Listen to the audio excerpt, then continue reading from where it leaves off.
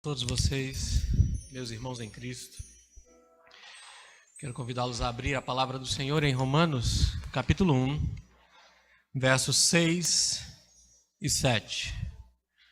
Romanos, capítulo 1, versos 6 e 7.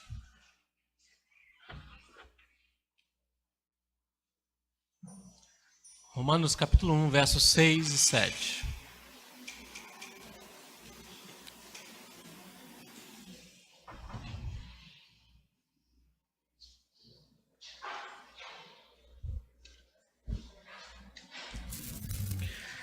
Eis o que diz a palavra do Senhor. Romanos, capítulo 1, versos 6 e 7.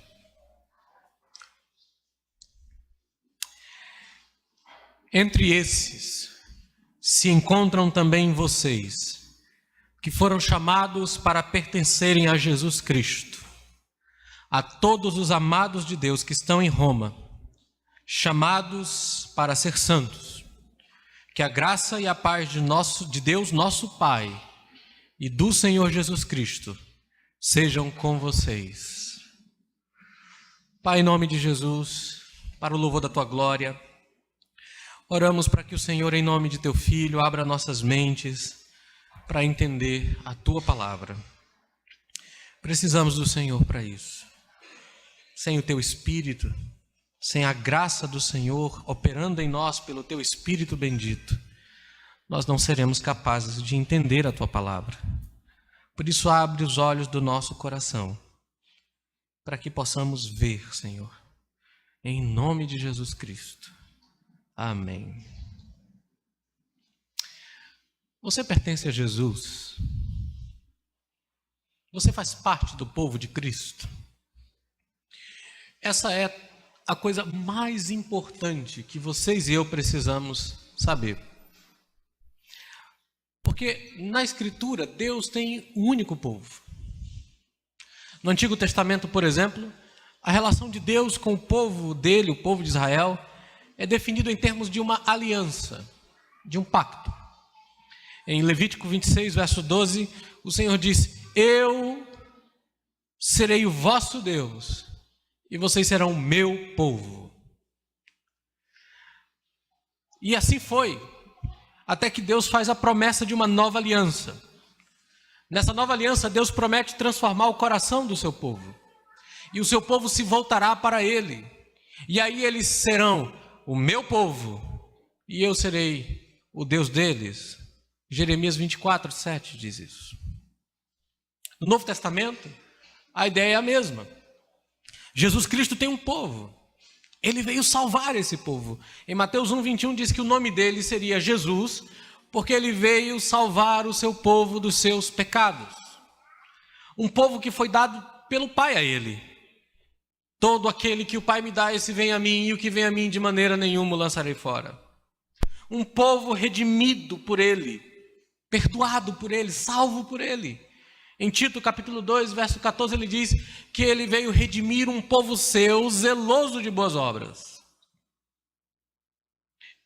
E eles serão seu povo para sempre. Porque uma das últimas coisas que a gente vê na Escritura, em Apocalipse capítulo 21, veja lá, Apocalipse 21, verso 3 e 4. A Bíblia diz assim, Apocalipse 21, verso 3 e 4. Eis o tabernáculo de Deus com os seres humanos. Deus habitará com eles. Eles serão povo de Deus. E Deus mesmo estará com eles e será o Deus deles. Ele lhes enxugará dos olhos toda lágrima. E já não existirá mais morte. Já não haverá luto, nem pranto, nem dor, porque as primeiras coisas passaram. Deus sempre teve e sempre terá um povo. Quando esse mundo passar, quando o novo céu e nova terra se estabelecer, o que subsistirá, o que vai continuar, é Deus e o seu povo.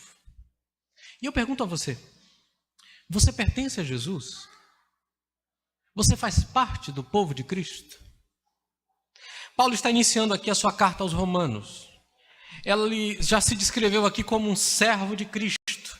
Capítulo 1, verso 1, ele diz: Paulo, servo de Cristo Jesus. E ele serve o Senhor Jesus Cristo como apóstolo pregando o evangelho. Ele diz: chamado para ser apóstolo, separado para o evangelho de Deus. Esse evangelho, meus irmãos, é a boa notícia de Deus acerca de seu Filho Jesus. O evangelho não é uma filosofia, o evangelho não é um conjunto de regras que você deve cumprir. O evangelho é sobre uma pessoa, essa pessoa maravilhosa, Jesus Cristo, o Rei da Glória, o Filho de Davi. Jesus Cristo, que foi prometido no Antigo Testamento, como aquele que herdaria o mundo, que seria o Rei de todas as coisas. O Antigo Testamento fala dele, fala do seu caráter, fala da sua vinda, fala da sua morte, fala da sua ressurreição, fala do seu governo eterno. Esse Deus prometido nas Escrituras é Jesus. Esse evangelho fala que esse Jesus foi coroado pela ressurreição dentre os mortos, pelo Espírito de Santidade. Ao ressuscitar dentre os mortos, ficou evidente, ficou claro que Jesus Cristo é o Filho de Deus em poder, em glória, em majestade. Ele é o Filho de Deus desde toda a eternidade. Ele sempre foi o Filho de Deus. Mas durante o período de sua humilhação, o seu poder, em seu grau mais pleno, ficou oculto à vista das pessoas. Por meio da ressurreição, da gloriosa ressurreição de Jesus Cristo, sua investidura com poder não foi apenas realçada, meus irmãos, mas também começou a resplandecer em toda a glória.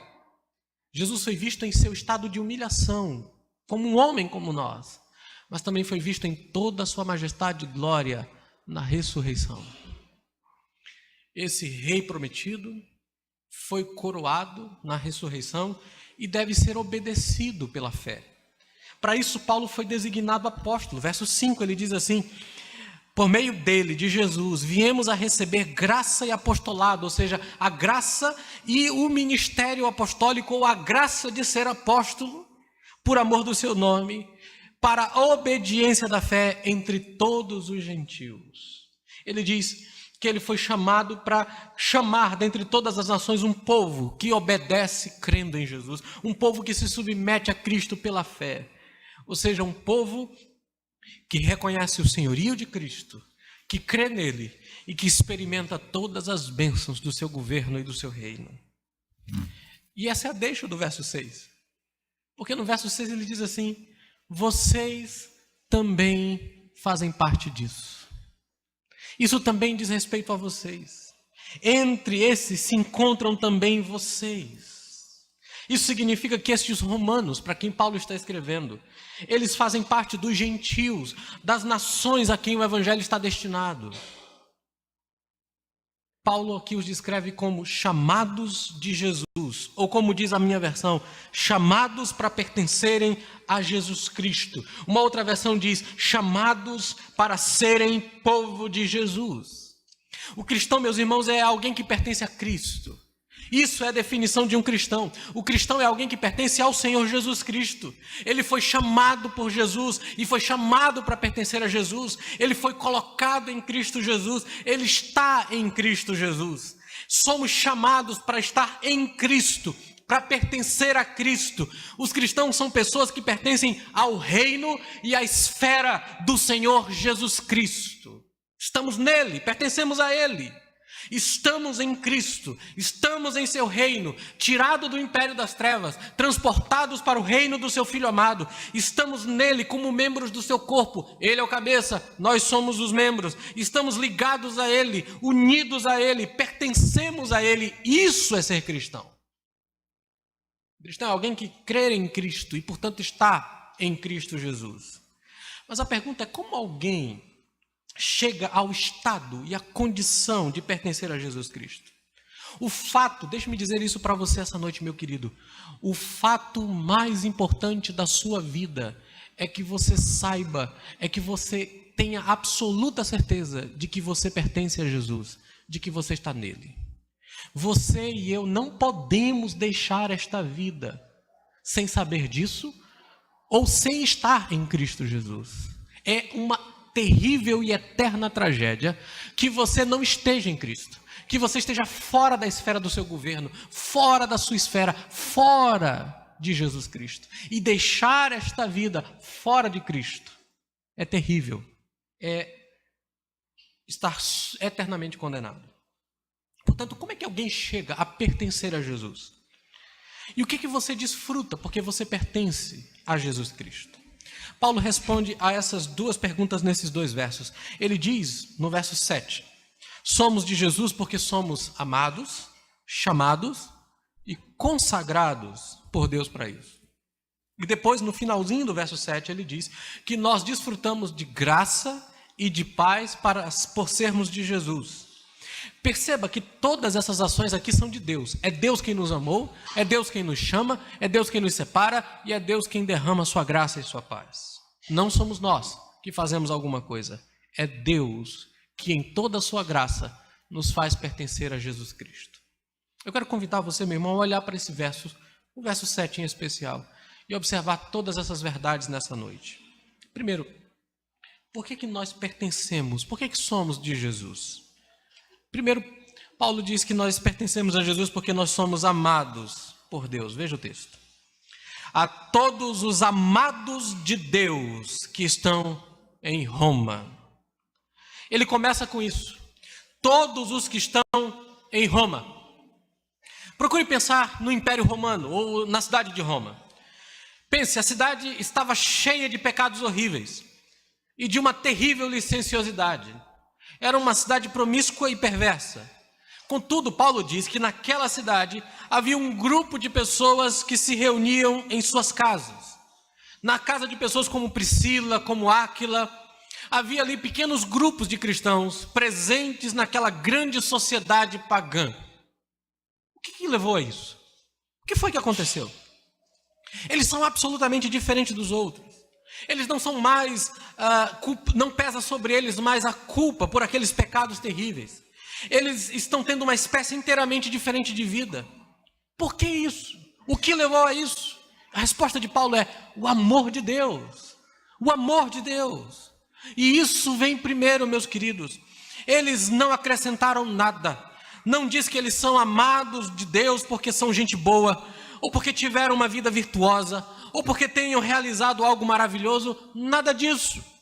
Eles estão onde estão em Cristo Jesus, primariamente graças ao amor de Deus. E aqui na carta aos Romanos, amados por Deus, em Romanos, aponta para o amor de Deus que Ele concede ao seu povo desde toda a eternidade. Veja Romanos 8, 29. Romanos, capítulo 8, verso 29. Diz assim: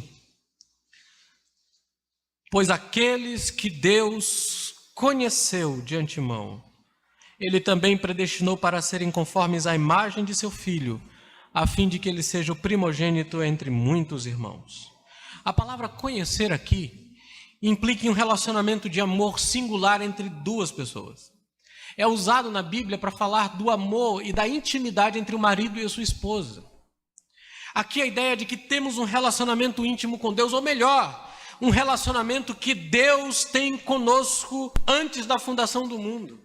Deus colocou o seu amor em nós e sobre nós antes mesmo do mundo existir, e eis a razão porque Ele planejou tudo o que planejou e executou tudo o que executou para a nossa salvação.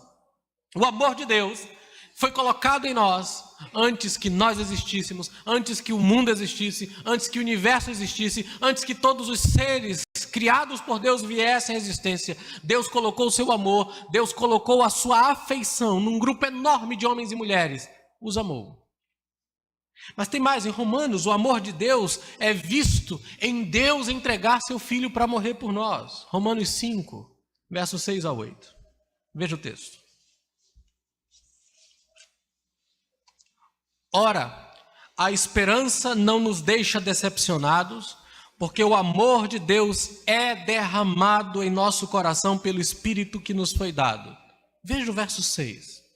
Porque Cristo, quando nós ainda éramos fracos, morreu a seu tempo pelos ímpios, por nós pecadores. Dificilmente alguém morreria por um justo. Paulo está dizendo, por alguém bom, é muito difícil que alguém resolva morrer. Muito difícil. Embora por uma pessoa boa, alguém tenha coragem de morrer.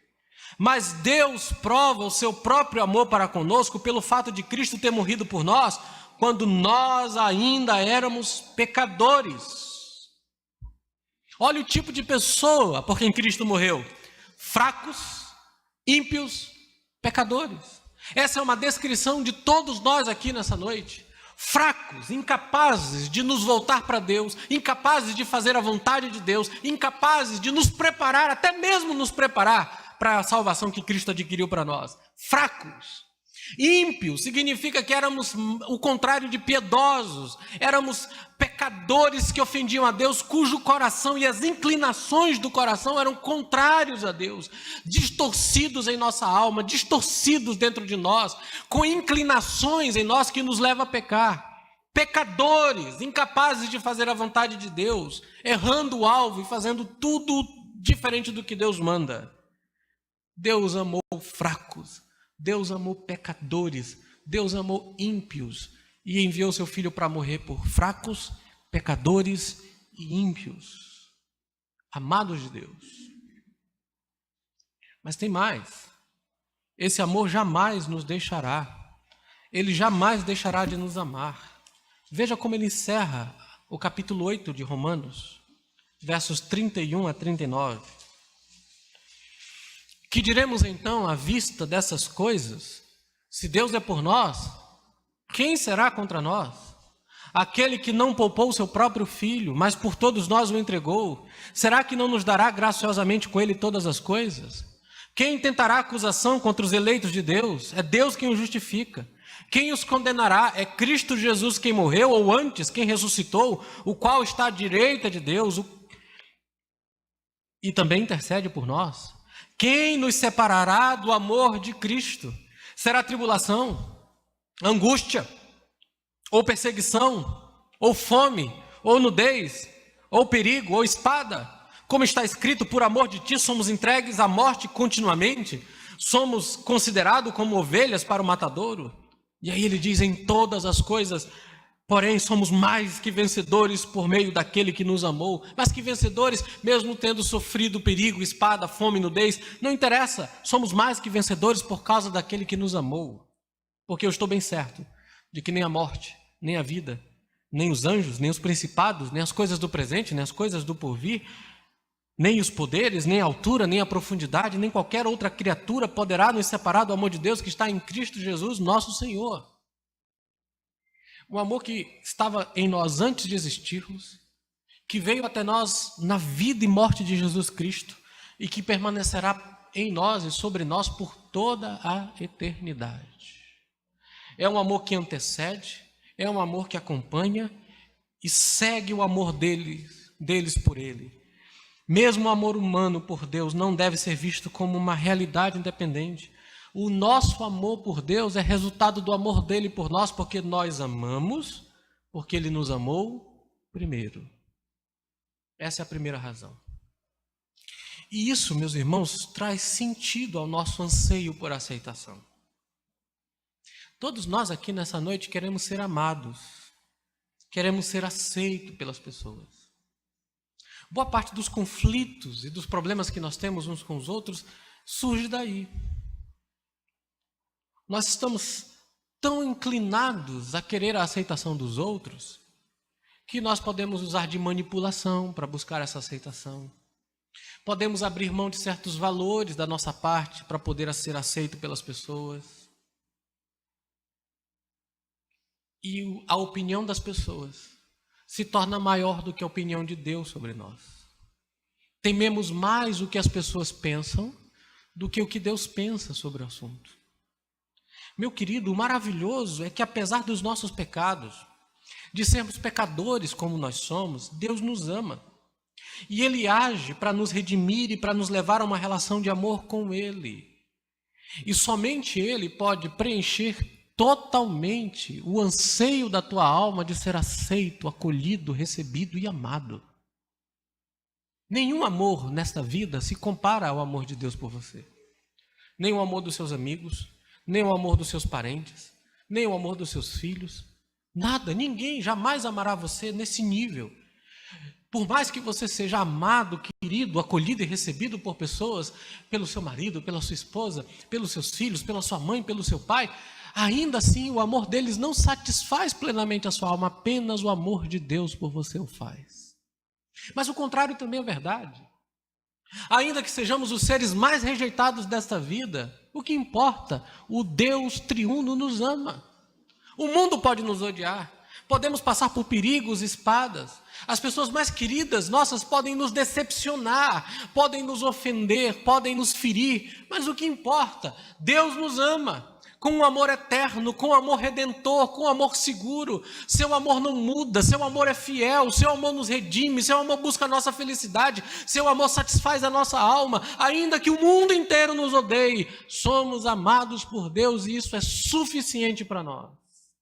O problema é que para muitos de nós isso não é suficiente, porque nós ainda não encontramos satisfação em sermos profundamente amados. Quando você entende que é amado por Deus dessa forma, você não precisa viver querendo agradar as pessoas. Somos aceitos, somos recebidos por causa do seu amor. Mas tem mais. Aqui está, meus irmãos, a fonte de todas as dádivas e bênçãos que nós experimentamos em Jesus Cristo.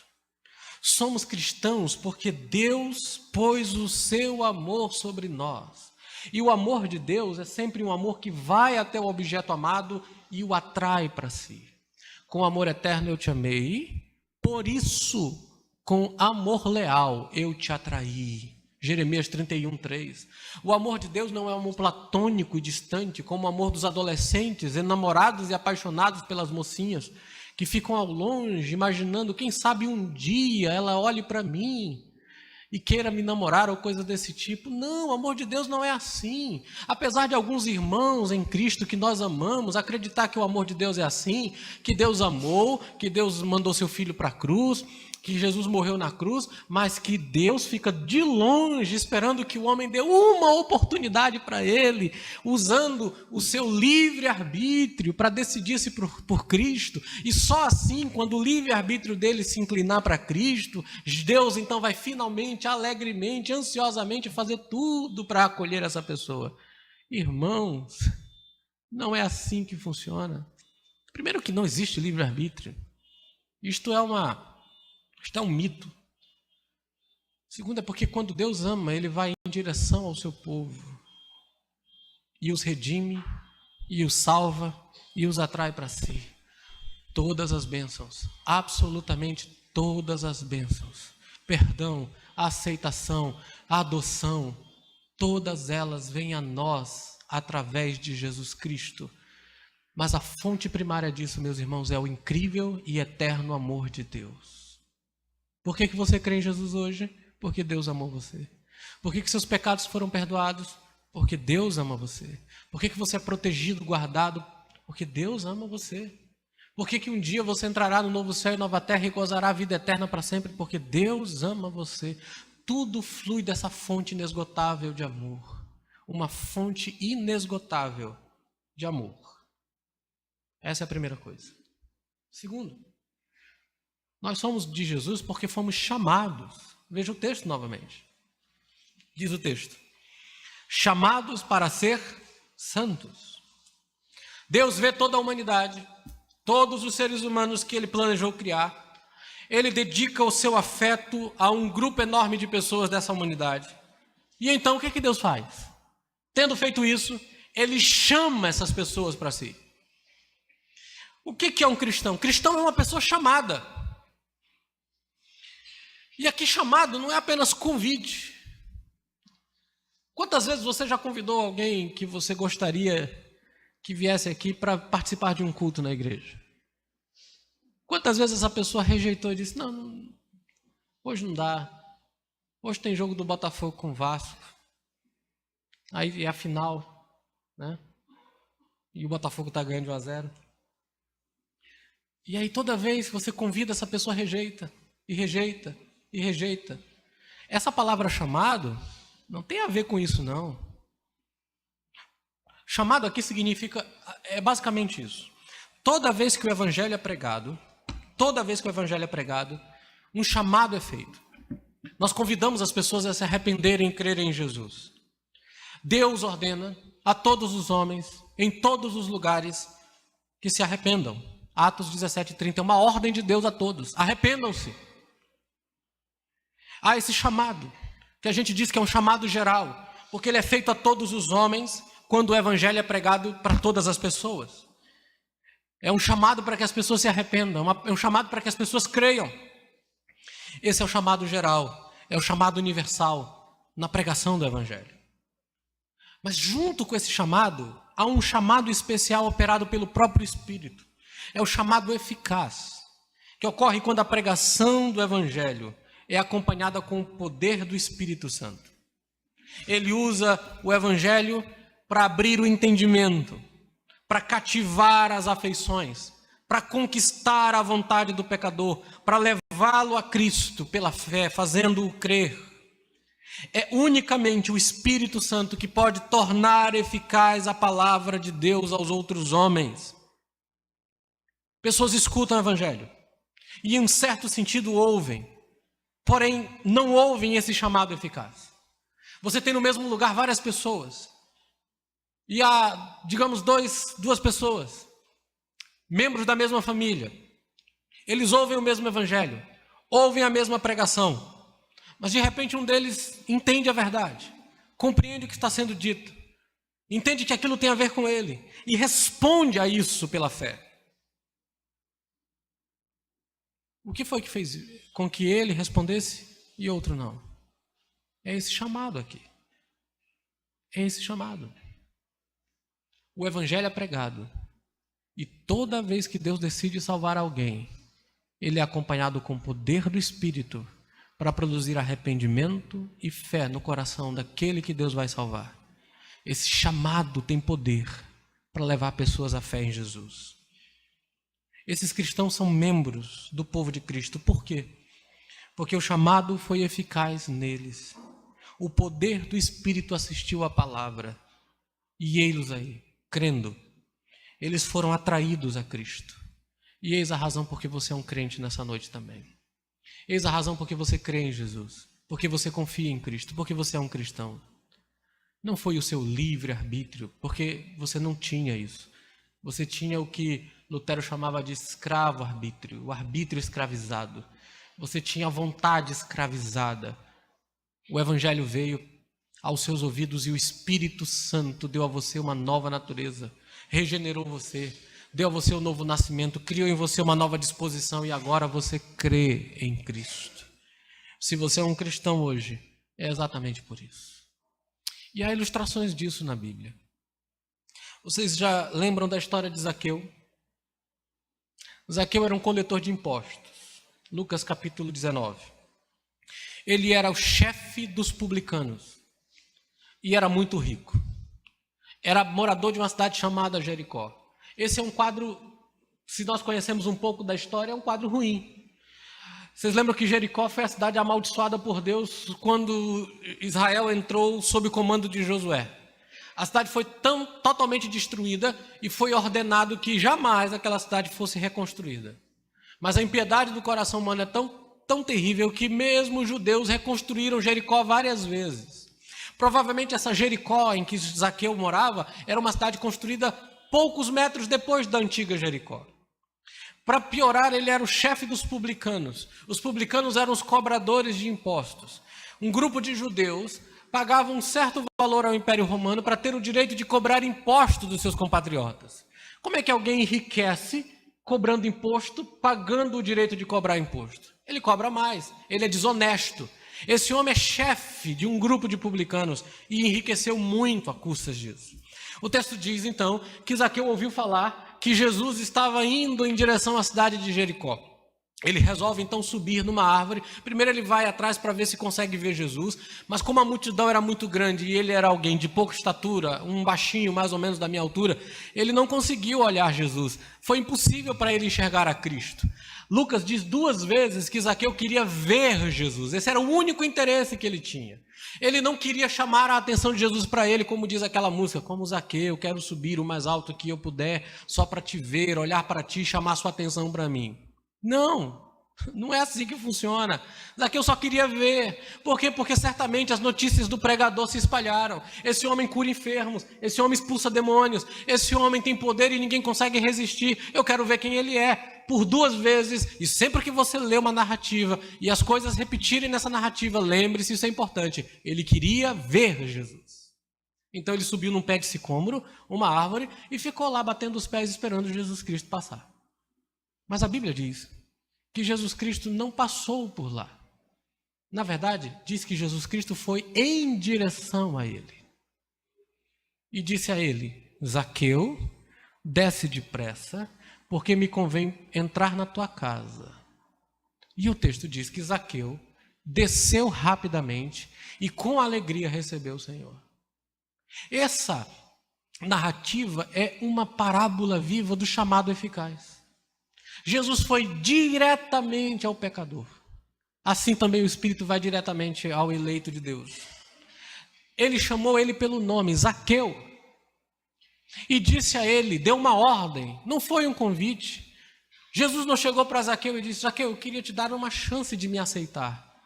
Eu estou batendo a porta do teu coração. Se você tomar uma decisão por mim hoje à noite, ou hoje de manhã, você vai ser salvo.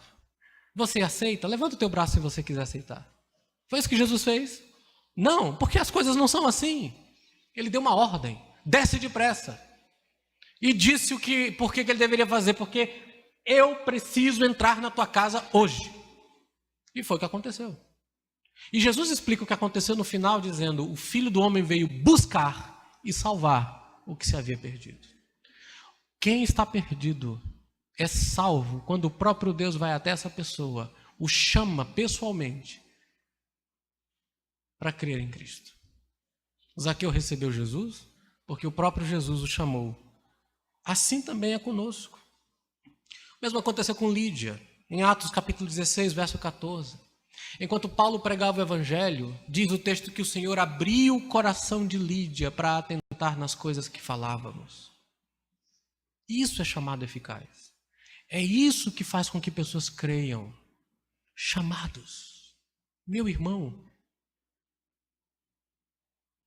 isso é tão genuíno e verdadeiro que quando você ora por um pecador, por alguém pela salvação dele, você ora assim. Não é verdade? Quem de vocês já orou desse jeito? Ó Senhor, em nome de Jesus, quem dera essa pessoa usasse o livre-arbítrio dela para aceitar o Senhor. Mas eu te agradeço porque o Senhor pacientemente espera que Ele lhe dê uma oportunidade e abra o seu coração para Ele. Porque eu estou aqui intercedendo para que o Senhor continue esperando. Até a hora em que Ele fizer isso. Em nome de Jesus. Quem de vocês ora assim? Quem de nós ora assim? Ninguém. Nem quem crê nessa barbaridade ora assim. Sabe como é que eles oram? Ó Senhor, salva, abre o seu coração, faça com que eles creiam, leva-os a Jesus. Você sabe quem que nós estamos orando? Pelo chamado eficaz.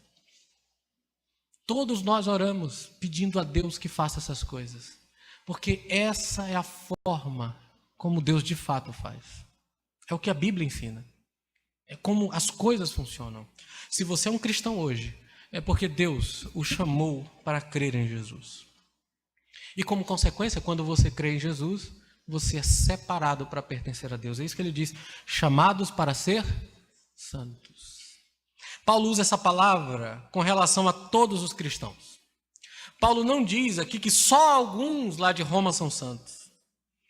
Todos os que creem são santos.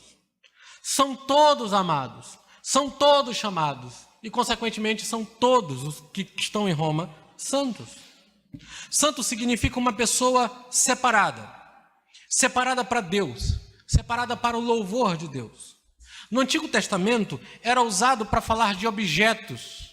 Por exemplo, lá no templo existia uma pá, que era usada para recolher as cinzas dos animais, depois que os sacrifícios eram feitos. Essa pazinha era santa. Lugares, havia um monte sagrado, o Monte Santo, o Monte Sinai.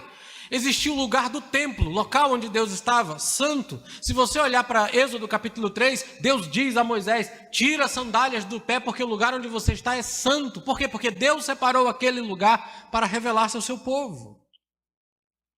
Épocas santas, haviam as festas santas, as datas santas, como a Páscoa, por exemplo, que eram separadas e que eram consagrados para o serviço de Deus. Tinha-se o lugar santo, tinham-se os sacerdotes que eram separados. Então a palavra traz o sentido de ser separado para o serviço de Deus. Um cristão é alguém que foi separado de tudo que nos separa de Deus. Somos separados do mundo porque o mundo é o oposto a Deus. O mundo odeia e está em inimizade contra Deus. O mundo não vive para a glória de Deus. Não está a serviço da glória de Deus. E isso, ser para o serviço da glória de Deus, é o que significa ser santo, santidade. Nós fomos separados para Deus. Nos interessamos pela glória de Deus. Nos entregamos para o serviço de Deus. Não pertencemos mais a esse mundo. Não pertencemos mais a essa esfera marcada por pecado e oposição a Deus. Graças a essa nova natureza, graças a esse chamado eficaz, nós estamos em uma nova posição, uma posição diferente. Nós somos colocados à parte para Deus e ninguém pode ser cristão sem ser separado para Deus. Você não pode ser cristão e continuar pertencendo a esse mundo, continuar pertencendo ao reino de Satanás. Ser cristão é ter sido colocado nesse novo domínio, tirado do reino das trevas, transferido para o reino do Filho amado de Deus. Você foi separado para Ele. E Deus, ao nos separar, continua a agir em nós pelo Espírito Santo. E esse é o aspecto subjetivo da obra pela qual o homem é feito santo, pelo qual ele se torna santo. Eu sou, e nós que cremos somos santos, separados para pertencer a Deus, mas nos tornamos santos à medida em que seguimos avante na vida cristã. Para que você seja santo, você primeiro precisa ser santo. Separado primeiro, para viver uma vida santa depois.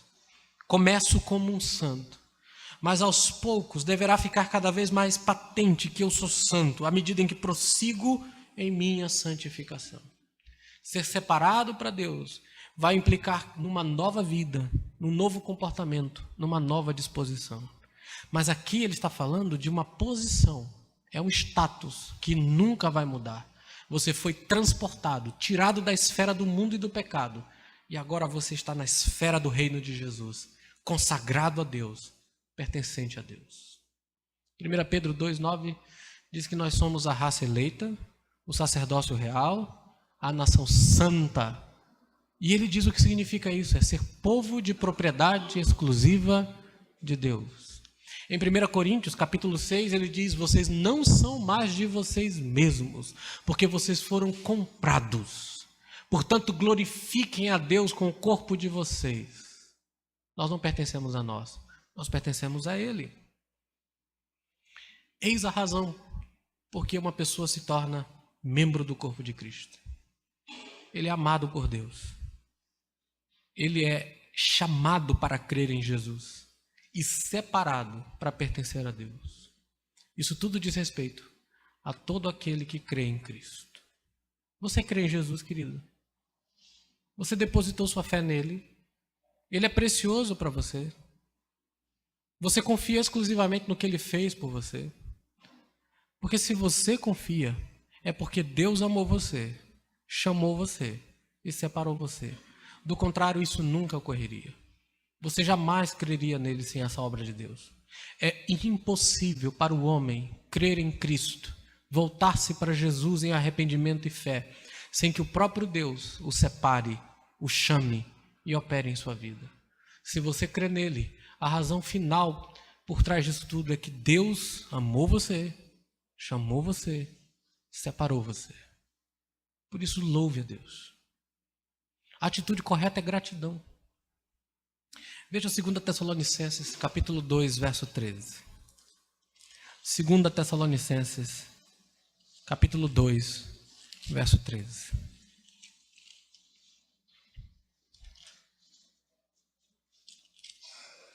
Ele diz assim, 2 Tessalonicenses 2, 13. Mas devemos sempre dar graças a Deus por vocês. Literalmente, estamos obrigados, sob a compulsão e a obrigação de agradecer a Deus o tempo inteiro por vocês. Paulo não diz, eu agradeço a vocês por vocês serem quem vocês são. Você já participou de festas de aniversário em que em algum momento fica aquela situação constrangedora em que alguém tem a brilhante ideia de dizer, agora nós vamos aqui cada um dizer uma palavra para o aniversariante? Já passaram por isso? Eu já. E fica aquele constrangimento, o que é que eu vou dizer, o que é que eu vou dizer? Isso acontecia inclusive em eventos de mocidade. E a pessoa dizia, você é uma pessoa maravilhosa, você continue sendo assim, eu quero te agradecer por você ser essa pessoa que você é, entendeu? E aí quando fica chegando a sua vez, você fica imaginando o que vai dizer, porque no fim das contas todo mundo vai dizer a mesma coisa. E tem o pior desejo que você pode fazer nessas horas, é dizer assim, continue sendo essa pessoa que você é. Não continue não. Você tem sempre que melhorar, pelo amor de Deus.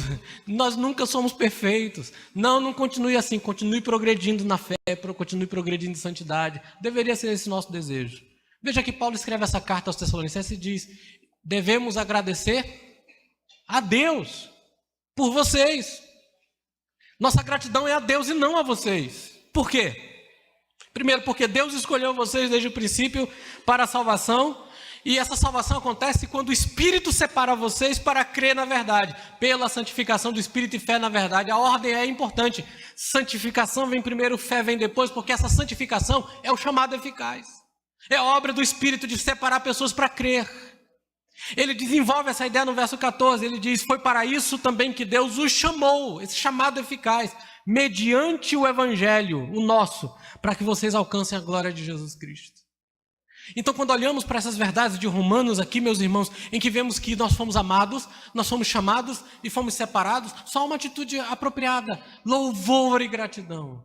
Quão gracioso e maravilhoso é esse Deus! Nós éramos fracos, ímpios e pecadores, e veja o que Ele fez, Ele colocou o seu amor sobre nós, Ele nos separou para si, Ele operou em nós, tirando todas as barreiras do nosso coração, quebrantando-nos, dando-nos uma nova natureza, nos inclinando e nos fazendo voltar a Jesus. Que Deus extraordinário e maravilhoso, que vem até os seus e salva-os pela graça e pelo seu eterno amor. Você crê nisso, irmão? Seu coração se enche de alegria por isso? Pois se não fosse o amor, o chamado e a ação de Deus, todos nós aqui estaríamos com corações endurecidos, ainda em pecado, caminhando para o inferno e gostando disso. Festejando. Como muitos nessa hora, enquanto vocês estão aqui adorando a Deus, estão celebrando a sua perdição. Em bebedeiras, em orgias, em farras. Não sabendo que estão caminhando a passos largos para a perdição eterna. Estávamos indo também para lá, cegos, surdos, loucos, perdidos. Mas eis que a luz da graça de Deus brilhou em nossas mentes e coração e nos conduziu a Cristo para crermos nele. Que grande amor Deus tem por nós. Louve a Deus por isso, meus irmãos. Agora, se você pertence a Jesus porque você foi amado, separado e chamado, o que você desfruta por pertencer a Jesus? Veja o verso 7 de Romanos 1. Que a graça e a paz de Deus, nosso Pai, e do Senhor Jesus Cristo, estejam com vocês.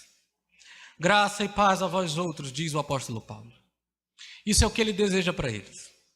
Ele está pensando nesses cristãos em Roma. Eles são crentes numa cidade totalmente pagã, perversa, ímpia e que se opõe a Cristo. Do que mais essas pessoas precisam? Bem, acima de tudo mais, eles precisam de graça e de paz. Meus irmãos, graça que é o favor, a boa vontade da parte de Deus. É a bondade de Deus para com alguém que absolutamente não merece a sua bondade. inteiramente merecido. Significa bondade para com alguém que merece o ódio, a ira e a condenação de Deus. Não há absolutamente nada que o motive a se inclinar à nossa direção, a não ser sua bondade e graça. Esse é o sentido de graça. Graça é isso. Essa é toda a base da nossa salvação. Se não fosse a graça, não existiria nenhum cristão sem a graça de Deus. O termo é empregado não somente com referência à graça de Deus para a nossa salvação, mas também a todos os benefícios que nos vêm como resultado dessa graça. A graça é esse favor que nos leva à fé em Jesus e nos salva. Mas graça também significa que todos os benefícios que Cristo adquiriu para nós. Veja que Paulo está escrevendo a cristãos e ele deseja a esses cristãos graça e paz. E quando Paulo deseja graça e paz, ele está fazendo votos de que eles gozem de todas as bênçãos que é possível aos cristãos experimentarem nessa vida. De todas as dádivas, de todas as bênçãos que Cristo adquiriu na cruz por sua obra em nós, por sua obra por nós. Que essa maravilhosa atitude de Deus para conosco em amor, apesar do nosso pecado, se manifeste a eles e a nós em toda a sua glória. Que eles tenham essa bênção, que a experimentem, que sejam derramadas sobre eles e multiplicadas, e eles conheçam, experimentem o amor de Deus em toda a plenitude. Paulo vai dizer um pouquinho mais à frente isso. Por exemplo, quando ele diz em Romanos 6, para nós vivermos o que somos, mortos para o pecado, mas vivos para Deus. Ou o que ele diz em Romanos capítulo 8, o Espírito testifica com o nosso Espírito que somos filhos de Deus. Há inúmeras, incríveis e maravilhosas dádivas de Deus para que nós vivamos e experimentemos plenamente o seu amor. É isso que Paulo está desejando para nós. Por isso, quando a gente diz graça e paz, não é apenas uma saudação. Porque é assim que as coisas funcionam nas igrejas, né? Se você vai a uma Assembleia de Deus, os irmãos queridos da Assembleia nos desejam paz do Senhor. A paz do Senhor, meu irmão. É maravilhoso que o irmão deseje paz do Senhor para nós, mas ele está desejando apenas a metade do negócio. Você vai na igreja batista, os batistas dizem graça e paz, meu irmão. Aí sim, estão seguindo o que diz aqui. E nós, bons presbiterianos, desejamos boa noite às pessoas, bom dia ou coisas assim. Mas o ideal é que a gente diga graça e paz. Mas isso é mais do que uma saudação evangélica, a paz do Senhor, graça e paz. Não! É um desejo de que o meu irmão, de que nós experimentemos na plenitude as dádivas e as bênçãos da graça de Deus. Você é um cristão vivendo no trabalho e sendo perseguido por sua fé, do que você mais precisa? De graça. Que te fortalece, que te anima, que te faz viver em santidade, que te faz perseverante. É um pai que tem problemas com seus filhos? Do que mais você precisa, irmão? Da graça te socorrendo, te dando forças, para que você seja igual ao apóstolo Paulo e diga, ou ouça do Senhor, a minha graça te basta, porque o meu poder se aperfeiçoa na sua fraqueza. Graça é o que nós precisamos todos os dias para vivermos como crentes. A graça não é apenas o que precisamos para sermos crentes. A graça é o que precisamos para continuar vivendo constantemente como crentes, como cristãos, como filhos de Deus e povo de Jesus nessa vida. Graça. Segundo, você desfruta paz. Para o que leva à experiência da graça de Deus? Para a paz. A graça de Deus é destinada a nos levar a esta paz. Nos dar essa paz. Ele está ensinando que a graça é a fonte que leva à paz. Quem tem a graça de Cristo, experimenta a paz de Cristo. Paz é o oposto da inquietação, é o oposto do conflito, é o oposto da insegurança. A paz é o oposto da infelicidade. Ele quer que eles gozem paz e que todas essas outras coisas, como inquietação, conflito, insegurança, infelicidade, saiam da vida deles. O cristão goza de paz com Deus. O não cristão está em inimizade com Deus. Há um estado de contenda entre ele e Deus. A mente natural é inimiga de Deus. O homem natural odeia a Deus. E se pudesse, tirava Deus do trono e ficava no lugar dele. Quando Cristo veio ao mundo, o mundo mostrou o seu ódio a Deus ao levar Cristo à cruz. Os homens gostariam que Deus não existisse. As pessoas vivem todos os dias de suas vidas como se Deus não existisse. E usam Deus até mesmo para os seus... Ou quando estão com problemas, buscam o socorro de Deus. Ou fazem o que foi feito ontem, em uma certa cidade aqui, onde pessoas que se dizem ateus participam de uma missa, invocando a Deus, blasfemando contra o nome de Deus. Aquela bagunça que aconteceu ontem. Alguém que nunca quer saber de Deus, às vésperas de ser preso, tentando adiar a sua prisão, se posa de religioso. Que tristeza.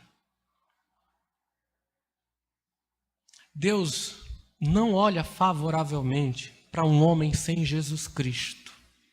Anote isso. Deus não olha favoravelmente para um homem sem Cristo.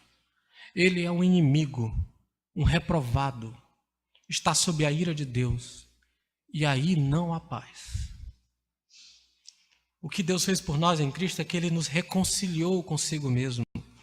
A paz é criada, a paz existe em quem está em Cristo.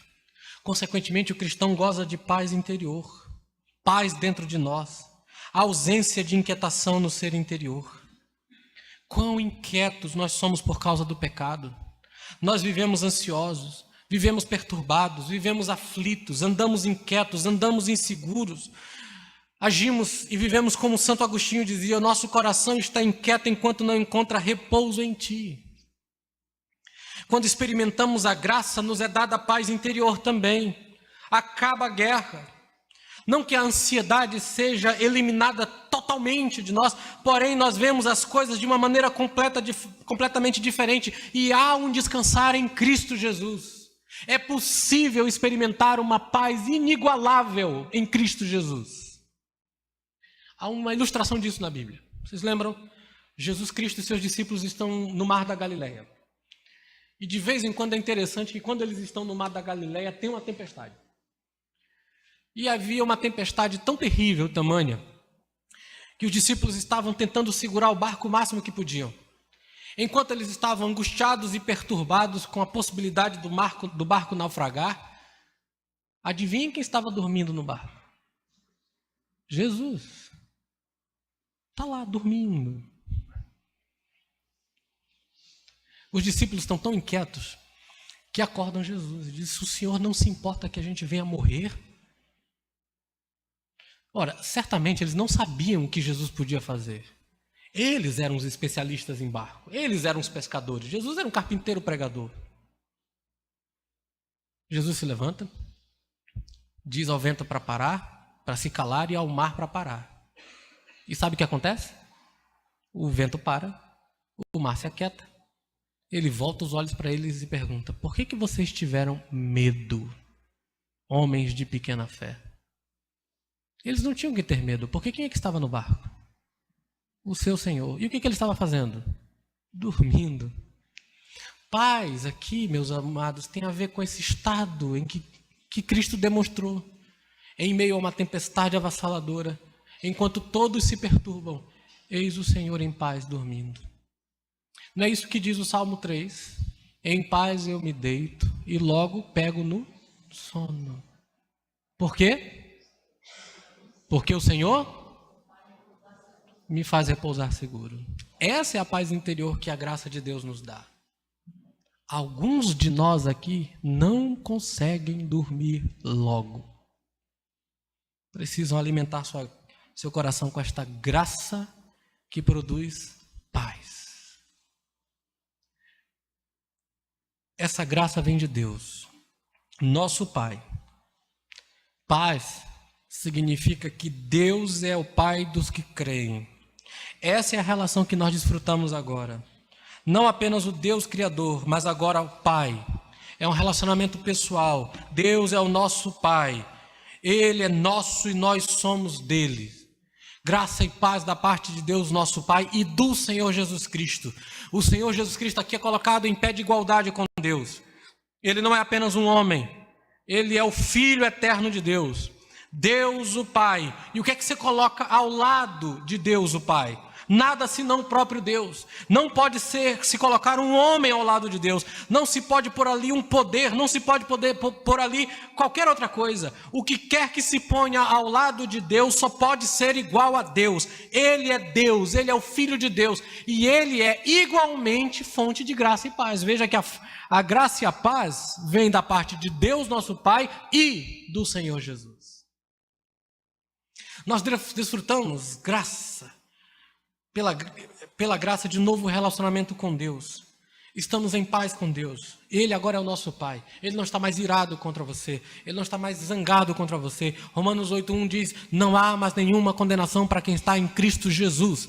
Romanos 5:1 diz, justificados pela fé em Jesus Cristo, temos paz com Deus. Não é teremos paz com Deus ou tivemos paz com Deus, é temos o tempo inteiro paz com Deus. Não há mais nada contra nós. Essa é a paz que desfrutamos. Só que não é apenas Deus não estar mais zangado com você. Deus agora é o seu Pai, que ama você, que cuida de você e que derrama infinitas e incontáveis bênçãos em Cristo Jesus. Meu irmão, se Deus é o seu Pai, e Ele é porque você crê em Jesus, do que você tem medo? Agora você entende porque Romanos 8, o apóstolo diz, estou certo de que tem nem a morte, nem a vida, nem os anjos, nem as potestades, nem as coisas do presente, nem do porvir. Você tem medo dessa vida? Tem medo dos homens?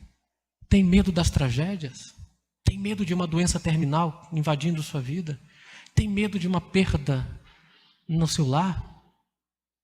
Não precisa mais. Deus é o seu Pai. Ele te deu graça. Agora você está em paz. O mundo inteiro pode cair na tua cabeça. Não importa. Graça e paz é o que você desfruta porque você pertence a Jesus. E isso você desfrutará para sempre. Graça e paz. Se você pertence a Cristo, isso é o que você tem. Mas se você não tem Jesus nessa noite, eis o seu problema. Você não desfruta da graça. E, portanto, não terá genuína paz.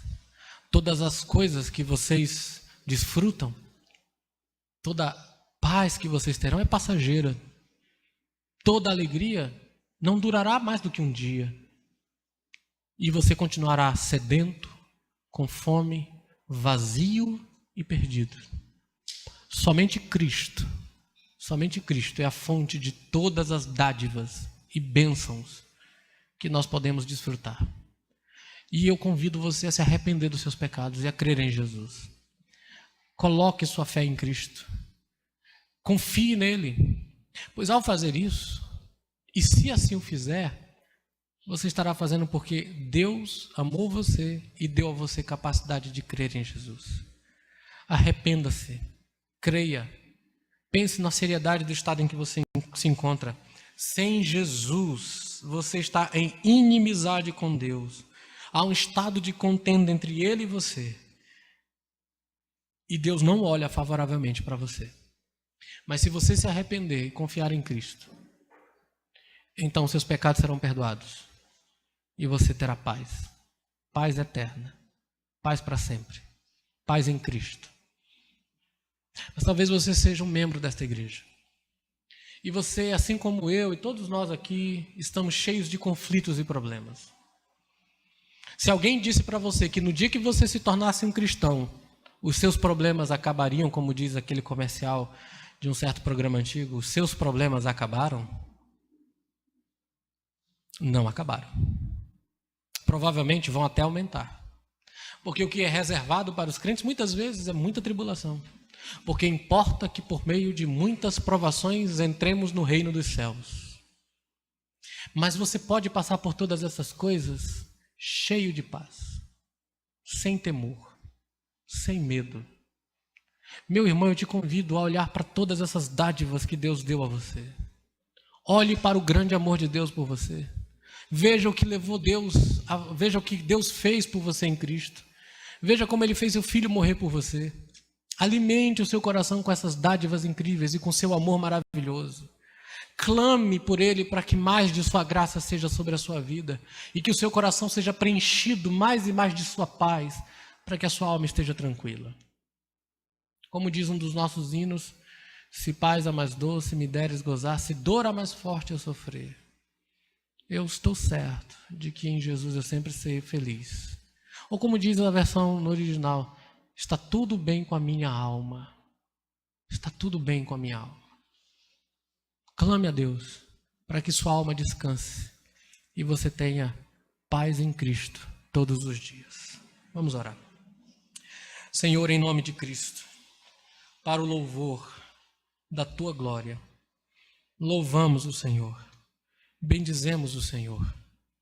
Tu és digno de toda adoração, ó Deus perfeito, porque por Tua imensa graça e amor, Teu Filho veio a nós, morreu na cruz em nosso lugar, derramou o seu sangue por nós, para que nós pudéssemos ser perdoados. Por causa do Teu amor, por Tua misericórdia, fomos separados para pertencer a Ti em Cristo Jesus.